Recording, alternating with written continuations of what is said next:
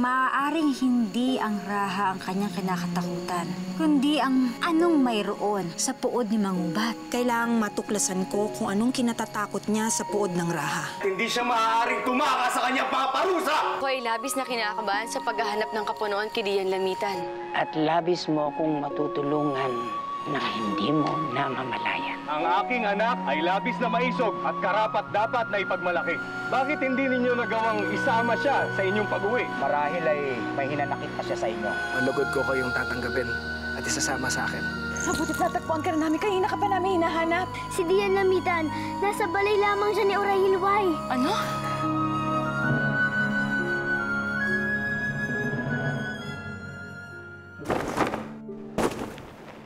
Sana'y bumuti na ang iyong lagay, Marikit. Hindi ko na alam kung saan ako kukuha ng lakas. Ngayon ko kailangan ng kakampi dahil dumarating na ang sunod na kasawing palad sa akin. Nabalitaan kong nawawala raw ang iyong itoy at walang makapagsabi kung nasaan. Labis akong nag-aalala. Kung nasaan man siya ngayon, iadyanawaan ng dakilang laon at ng mga tiwata ang aking kapatid sa kapahamakan.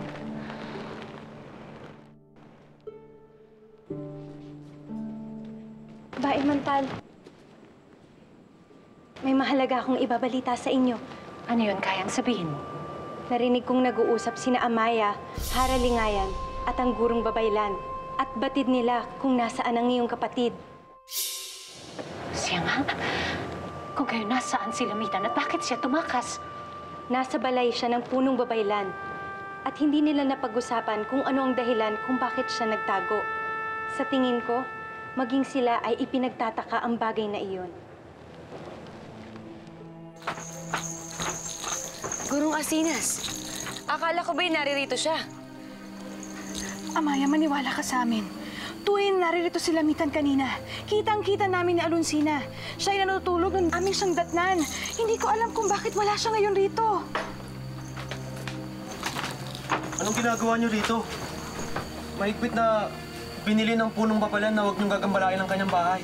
Apong, mag-iingat ka sa iyong pagtatanong. Baka yung nakakalimutan, isang babaylan ang iyong kausap at ang kasama ko ay isang punong alabay. Paumanhin, gurong babaylan. Subalit ano ba ang inyong sadya rito? Naririto kami upang makita si Lamitan. Batid namin na kinukup siya ng ating punong babaylan. Ngayon, magsalita ka. Saan siya nagtungo? Patawad, gurong Asinas. Subalit, hindi ko alam kung nasaan ang taong hinahanap ninyo. Huwag ka nang magsinungaling pa kung ayaw mong masaktan. Hindi ako nagsisinungaling. Hindi ko talaga alam. Kung wala dito si Dian Lamitan, saan siya nagtungo? Ginoong Sungil, kung ipagpabukas na lamang natin ang pagbalik sa ahop ni Dato Bagani. Hindi naman kalayuan ang ating paroroonan. Wala tayong dapat alalahanin. Sana pala ipinilit na lamang natin siyang sumama sa atin kanina. Upang sa mga sandaling ito'y nagpapahinga na lamang tayong lahat sa ating mga balay. Ang isang buyong na mandirigma ay hindi mo mapipilit na gawin ang isang bagay na labag sa kalooban niya. Ngunit sa pagkakataong ito'y natitiyak ko na sasama na sa atin ang anak ng Kapunuan. Sapagkat si Raha Manggubat na ang siyang nakiusap sa kanya na magbalik sa ating pood. Ang mabuti pa'y ihanda nyo na ang ating mga baroto at tayo'y maglalayag na. Masusunod.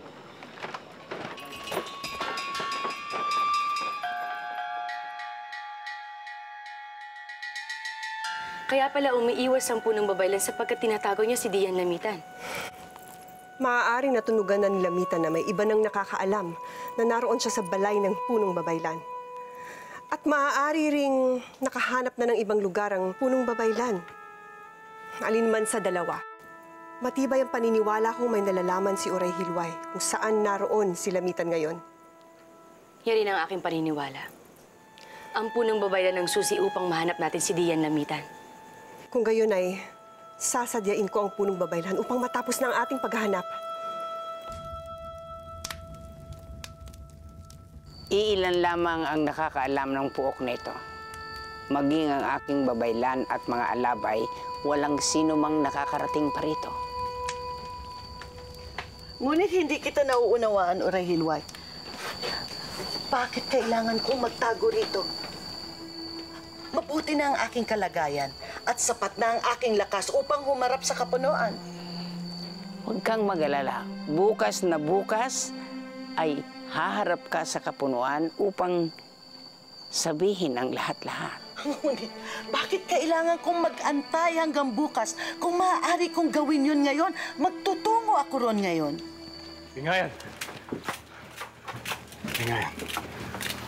May hatid ako magandang balita. Buhay si Bagani. Ligtas ang ating anak. Siya ang buyong ng mga mandirigmang kinatatakutan ng karamihan dahil sa kanyang labis ng pagkamaisog.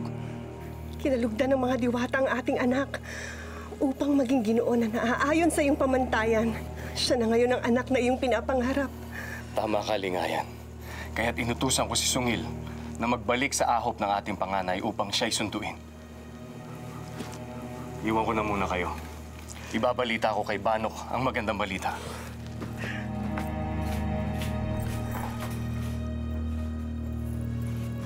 Ikinasisi ako na muling magkikita kayo ng anak mo. Sana ay magbalik na si Bagani. Kailangan ko ang aking anak upang maging sandigan ko sa mga suliraning kinasasangkutan ko ngayon. Hindi pa ito ang akmang panahon. Hindi pa handa ang lahat. Hindi ko maunawaan, Oray Hilway. Ano ang iyong tinutukoy? Ano ang hindi pa handa? Magtiwala ka lang sa akin, Lamitan. Huwag ka na sanang maraming tanong. Sundin mo na lamang ang lahat ng aking ipinag-uutos.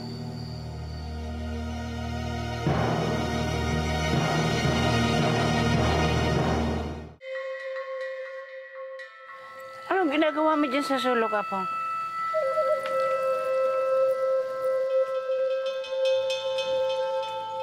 Haralingayan, Namaya. Anong may paglilingkod ko sa inyo? Hindi ikaw ang aming sadya, Oray Hilway. Hinahanap namin ang uripong dito tumuloy sa inyong balay. Kaya't magsalita kayo. Nasaan si Lamitan? Hindi nagagawi rito si Lamitan, mahal na Haralingayan. Hindi ako madaling susuko na matunton si Lamitan. Isa siyang uripon na pinarusahan ng aking bana at may mga gawaing dapat gampanan. Ang kanyang pagtalikod sa mga tungkulin ay magdudulot ng matinding kaparusahan. Hindi lamang sa kanya, kundi sa mga taong tumutulong sa kanya. Kaya't kung may nalalaman kayo'y magsalita na kayo kung ayaw ninyong maparusahan. Yun lang ba ang pakay ninyo sa kanya? Wala kayo kayang dahilan upang hanapin ang isang uripon? Hindi ko naiibigan ang pinupuntahan ng inyong katanungan. Alalahanin mo kung sino ang iyong kaharap. Nagtataka lamang ako, Hara, kung bakit ang isang katulad mo ay mag-aaksaya ng panahon upang hanapin ang isang uripong gaya ni Lamitan. Bakit? Meron ba kayong lihim na ayaw mabunyak? Hindi ko batid kung nasaan siya. Maaaring tumakas na ng ibang banwa. Mahal na Hara, tayo na. Wala tayong mapapala dito.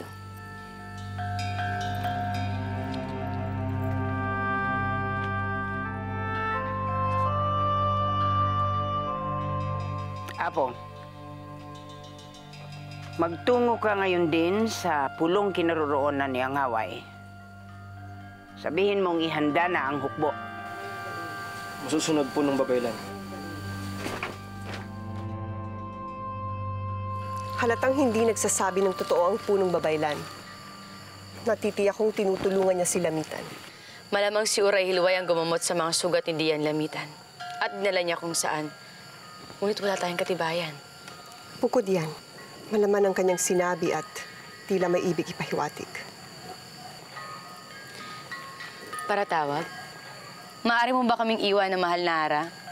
Kung yan ang iyong nais, punong alabat. Mahal na Hara, may nais akong sambitin sa'yo. Sapagkat alam ni Uray Hilway ang aking lihim, na ako ang babaeng may gambal ahas. Kung gayon ay bakit hindi kanya sinusumbong sa aking bana? At bakit pinili niyang itago ang iyong tunay na katauhan? Dahil sa likod ng kanyang anyo at mahinang panlabas, may nais siya. Ang makuha ang kapangyarihan ng pood na ito. Si Angaway at si Uray Hilway.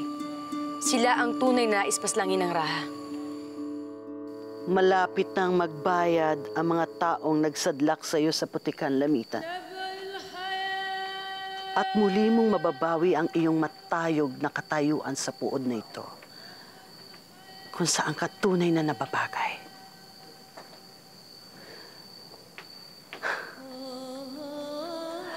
At kasabay ng pagbulusok mo paitaas ay ang pagbagsak ni Amaya. Sapagkat sa sandali na makaharap mo ang Raha at masabi mo sa kanya kung anong iyong nalalaman, ay magpapalit ang iyong kapalaran. Konting tiis na lamang, Lamitan. Konting tiis na lamang. Pagkat bukas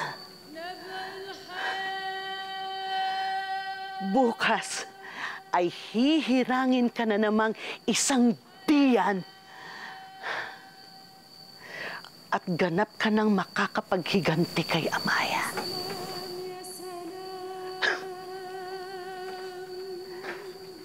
Diyan, Lamitan.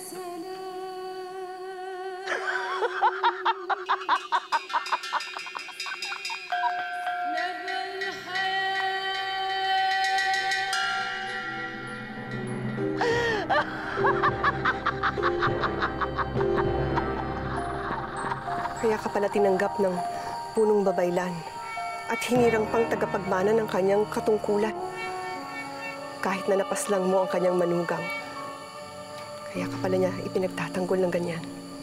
Sapagkat nais niya akong gamitin. Ngunit nag-iba na ang aking puso. Nang malaman niyang pinatawad ko na ang Raha, ang iyong bana. Tila nagbago ang kanyang pakitungo sa akin. Tinuring niya ako na kaaway. Kaya ngayon, ginagamit niya si Dian Lamitan laban sa akin. Sumpain nawa sila ng mga diwata, mga taksil sila. Sa kabila ng mga kabutihang ginawa ng aking banay, ito pa ang igaganti nila. Kaya dapat natin bigyan ng babala ang ating kapunuan. Ngunit kapag ginawa natin yan, kapag isinumbong natin sila sa Raha, ay maaaring isiwalat nila ang iyong lihim na ikaw ang babaeng may kapit ahas at ikaw naman ang mapapahamak, Amaya. Huwag tayo magpadalos-dalos sa ating mga gagawing hakbang. Nananalig ako. Sa awa nila On, hindi niya tayo pababayaan. Kaya't umuwi ka muna upang makapagpahinga at makapag-isip. Bukas na lamang natin pag-usapan ito. Kung yan ang iyong nais, mahal na Hara. Amaya, huwag kang panghinaan ng loob. Magtatagumpay tayo. Hindi natin hahayaang magwagi ang maitim nilang balak.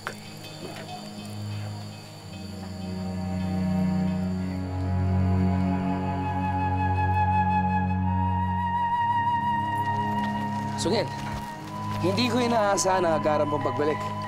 May nakaligtaan ba kayo dito sa aming ahop? Ikaw ang aming pakay, Ginoo. Nagbalik kami rito dahil sa'yo. Anong ibig mo sabihin?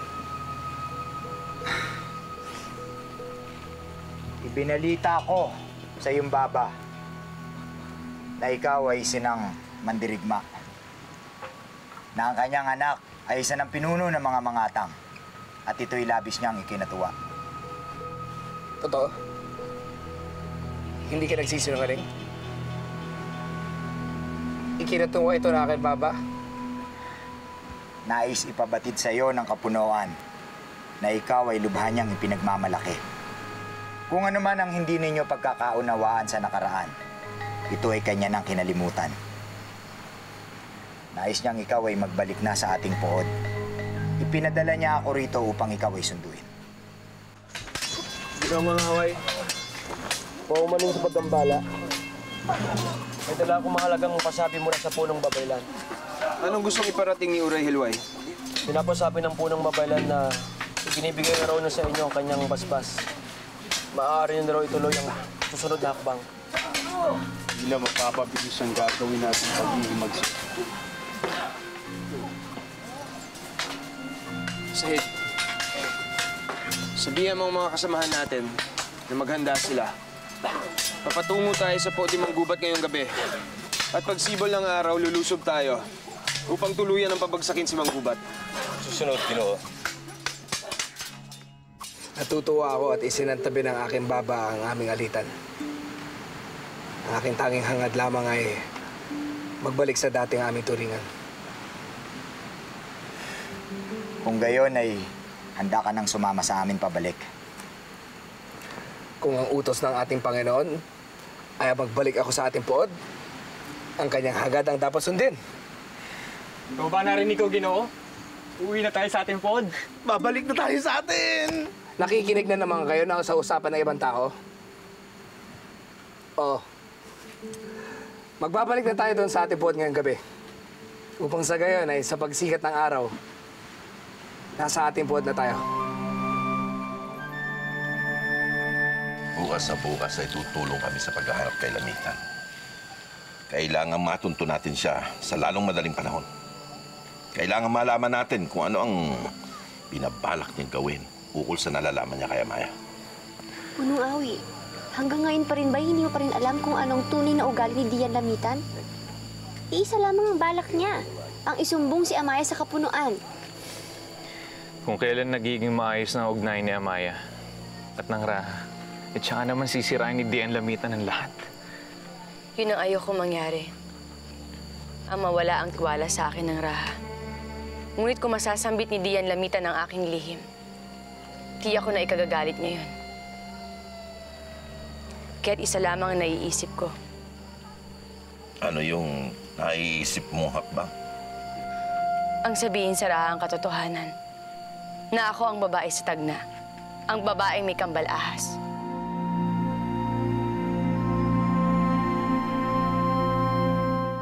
Nasisiraan ka naman ng bait. Bakit mo gagawin yun? Bakit mo ipupunyag ang sarili mo sa Raha? Nais mo na ba talagang mapahamak? Ngunit, Yoyo Awi, napiga ko na ang aking isipan kung anong solusyon ang dapat kong gawin. Yan lang ang tanging paraan. Ang sabihin ko sa Raha ang katotohanan. Nang sa ganun, hindi ko masira ang tiwala niya. Paano kung sa halip ay saktang ka niya o ipapatay?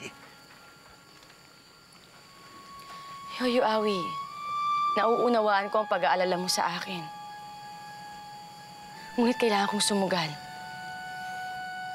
Kailangan kong sabihin sa kanya ang katotohanan.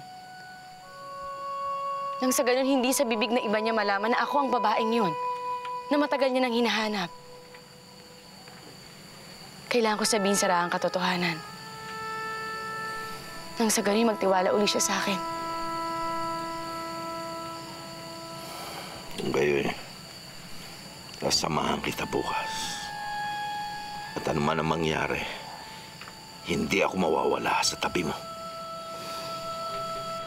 Dagang salamat, Yoyo Awi. Amaya, ipagdadasal namin na maging bukas na ang isip ng Raha. Maging maayos na ang lahat. Naway dinggin ng mahal na loon ng ating mga dalangin.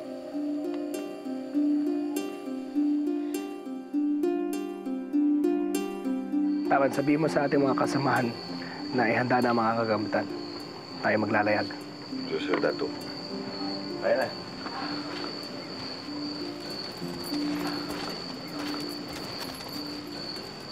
Anong yung mahalagang sasabihin, Dato? Ihandaan niyo ang inyong mga kagamitan. Bakit? Tayo nilusob ba ng mga kalaban? Hindi. Nagbalik si Sungil na may dalang magandang balita. Ipinababalik ako ng aking baba sa aming pod. Nakapagpasya na ako. uuwi ako at sasama ko kayo sa akin. Dininig ng laon ang aking mga panalangin. Daghang salamat, Dato Bagani. Kaloob ka talaga sa amin ng mga diwata. Ngunit hindi ka maaaring umalis, Dato. Paano na ang iyong ahop? Iiwan mo na ng ganun na lamang ang mga mangatang? Sino nang mamumuno sa kanila? Nakausap ko na si Tataban at ang ibang mga mangatang. Handa silang sumama sa akin at makipagsandugo sa aking baba upang siya ipaglingkuran. Pagod na sila sa buhay mangatang. Marami sa kanila ay nais na lamang ay mamuhay ng tahimik. Bumuo na mag-anak. Kaya kong ibigay yun sa kanila, yung Tersayo. Kaya ko yun ibigay sa inyo ng iyong Iloy. Hindi kami maaaring umalis dito. Maiiwan kami ng aking Iloy. Mapangasang aking gagawin. Sapagkat sasambitin ko na sa rahang katotohanan. Hindi ko alam kung paano niya yung matatanggap.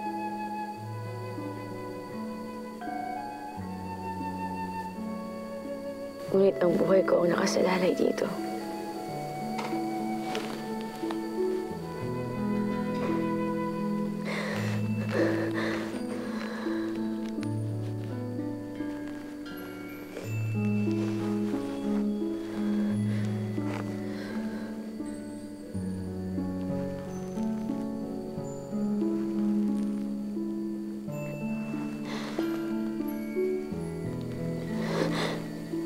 Sana nandito ka, Iloy.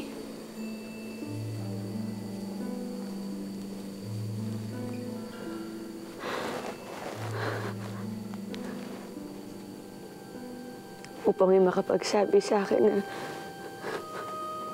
magiging maayos ang lahat.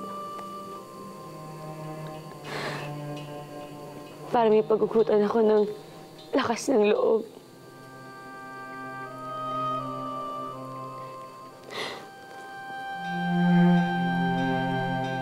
Sana mabigyan man lang ako ng pagkakataon na mahagkan ka. Sapagkat hindi ko alam ang kilalabasan nito. Kung ano man ang pagagawa sa akin ng Raha, kung ano man ang mangyayari sa buhay ko. Mahagkan man lang kita.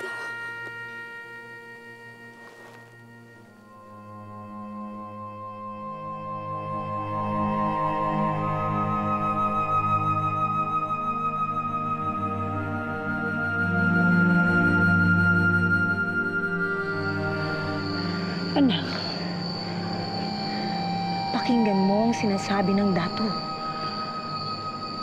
Higit tayong magiging maayos ang kalagayan kung tayo sasama sa kanya sa kanilang puod. Tama ang tinura ng iyong Iloy, yang Tersayang. Ligtas kayo sa aking puod. Maaari mo na rin hanapin ang iyong mga kapatid. Ang hinala ng iyong Iloy ay napadpad sila sa aking puod.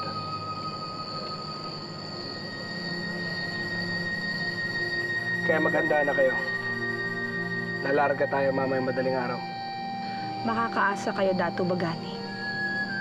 Sasama kami sa inyo.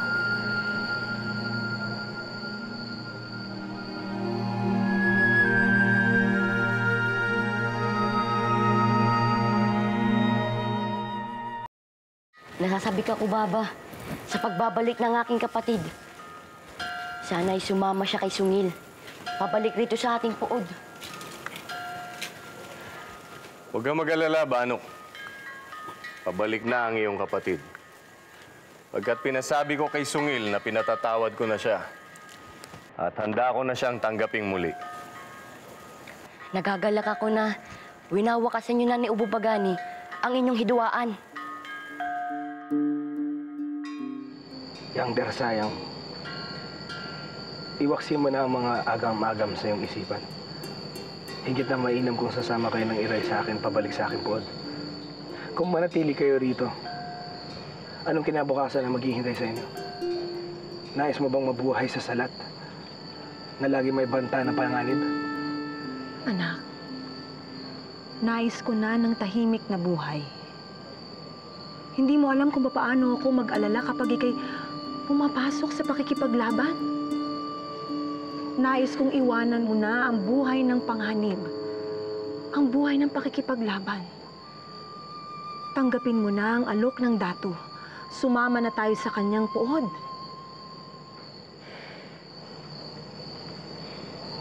Hindi ako ang uri ng anak na ipagkakait ng tanging kahilingan ng kanyang magulang. Kung nais ng aking iloy na kami manirahan sa inyo, yun ang aming gagawin. Kaya't pumapayag na kami dato pagani. Hindi mo pagsisisihan ang iyong pasya. May isa lamang akong kahilingan. Kung maaari sana ibigyan nyo kami ng panahon upang maibalot ang aming mga gamit. Kung maaari sana mamaya madaling araw na tayo maglayag. Makatwira ng iyong hiling. Ika'y aking pagbibigyan. Ihanda dyan ang inyong mga kagamitan. Naiwan ko muna kayo. Daghan salamat, anak. Tayo na, Agay. Halika na. Ayusin na natin ang ating mga gamit. Halika na, dalang.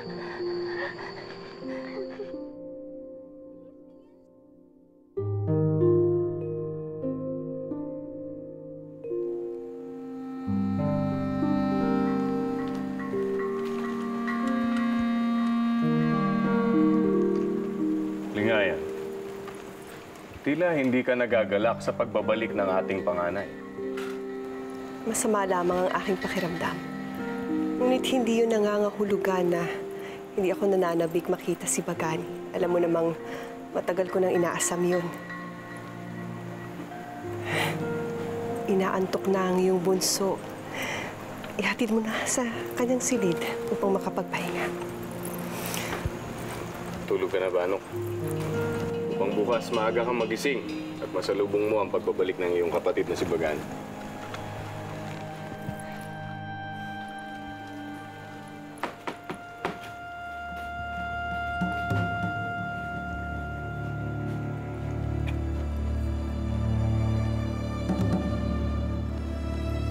Para tawag.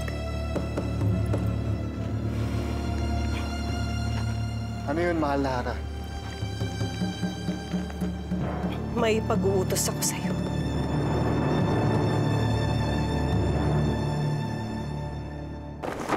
Sungin, handa na ba ang lahat sa ating paglalakbay? Ikinalulungkot ko, Ginoo. Nawawala ang lahat ng mga sagwan sa mga baroto. Ipagtapat mo sa akin na ikaw ang dahilan kung bakit nawawala ang mga sagwan. Kaunting panahon na lamang ang ating hinihintay. At sa ating hudyat, isang malaki at madugong paghihimagsik ang magaganap! Patayin si Mangguba! Nagkakamatayan! Sa sandaling sumikat ang araw, isusubo na kita kay Raha Manggubat upang isiwalat ang lahat-lahat. Halo-halo ang aking nararamdaman. Pananabik, pagkabahala, pangangamba. Wala na tong urungan. Mahalaga ang araw na ito sapagkat maraming magbabago. Punong Babaylan, bumangon kayo sa inyong higaan ngayon din. Kami na pag-utusan ng Hara na kayo'y hulihin at paslangin dahil sa pagtangkang pag-aaklas laban sa dakilang kapunuan.